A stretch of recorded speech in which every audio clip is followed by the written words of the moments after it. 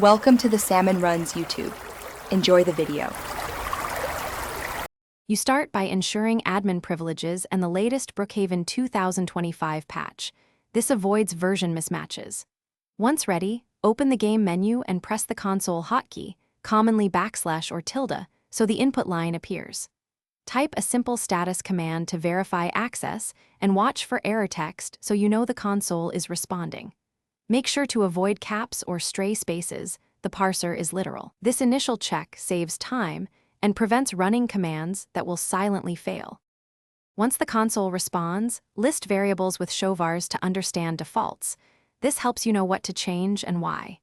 Next, use set commands, set gravity 0, 9 or set FPS limit 144 to adjust behavior. Type values deliberately, since incorrect inputs can break gameplay.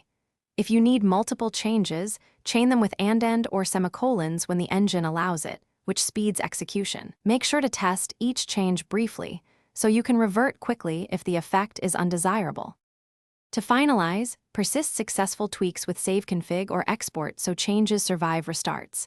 This prevents repeated manual edits. Once done, confirm behavior in a short playtest. If something behaves oddly, revert to documented defaults or import a backup config. If the console freezes or throws parser errors, close the client cleanly and restart, then load a clean config.